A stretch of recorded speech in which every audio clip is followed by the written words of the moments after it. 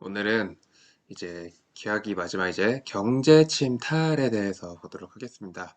경제 침탈 같은 경우는 내용은 우리가 다 봤기 때문에 이번 시간에는 방공명 사건이라든가 아니면은 화폐 정리 사업 그리고 국채 보상 운동 요 정도 자세히 보고 나머지는 그냥 쭉 넘어갈게요. 블로그에는 다 자세히 정리를 해 놨는데 했던 내용이기도 하고 우리가 길게 볼 필요는 없겠죠.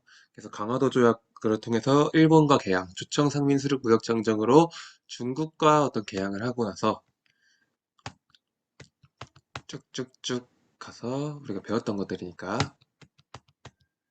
결과적으로 청일 상인 경쟁이 심화되었다. 그래서 처음에는 일본이 먼저 개항을 했기 때문에 거의 장악을 하고 있다가 청나라의 개항 이후 미친 듯이 추격을 해서 55대 45까지 따라가죠. 그러다가 이거 안 되겠다 싶어가지고 경제적 관점으로 봤을 때 1894년에 결국 전쟁이 일어나면서 청나라를 일본이 몰아냅니다.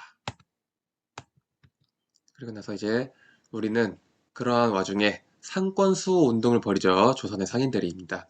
시전 상인들은 철시 운동과 한국중앙총상회를 조직을 하면서 어떤 상권을 보호하기 위한 운동을 하고요. 그리고 보부상이나 객주 같은 사람들은 대동상회, 장통상회 같은 상회사를 설립합니다.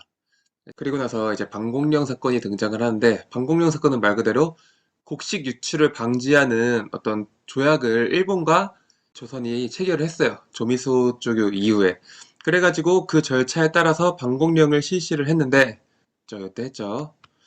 일본이 예고기간을 구실로 방공령 취소와 배상금 요구를 했던 상황에 조선은 결국 굴복을 하고 말았다. 그래서 결국 방공령은 제대로 시행하지도 못하고 배상금만 지불하면서 끝나게 된 사건이 방공령 사건입니다.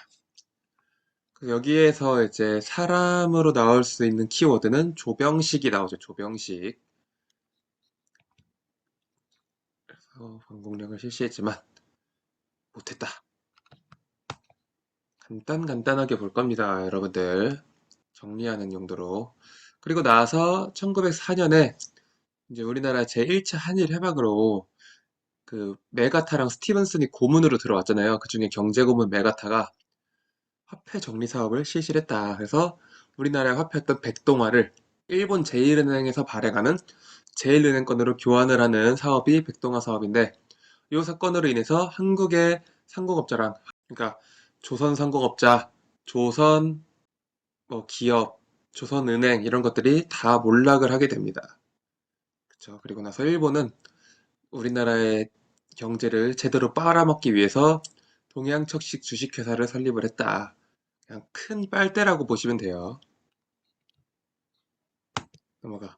그 다음 국채보상운동 별표입니다. 이거 굉장히 중요하죠. 이게 별명은 국칠보상운동이죠. 국칠보상운동 1907년이라서 그리고 이거는 1907년에 대구에서 일어난 운동이고 그리고 서상돈 같은 사람이 주도했다.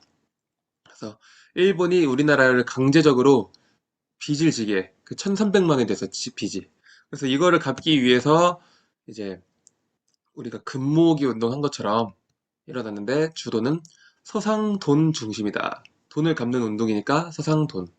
감사하죠, 이름이. 대구에서 시작이 돼서 전국으로 확산됐다.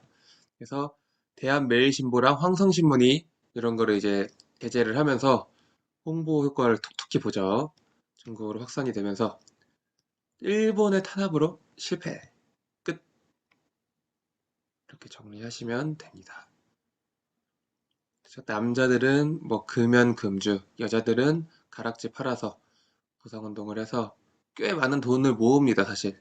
하지만 실패하는 모습. 그래서 이거의 모티브가 된 게 정확히 90년 뒤에 IMF가 터지죠. 그때 이제 IMF의 금모으기 운동의 어떤 모티브가 국채 보상 운동이라고 합니다. 그래서 우리의 어떤 국민들의 어떤 마음에는 이 국채 보상이 살아 숨쉬지 않나. 여기까지 하고 오늘은 이만 마치도록 하겠습니다. 여러분들 수고하셨습니다.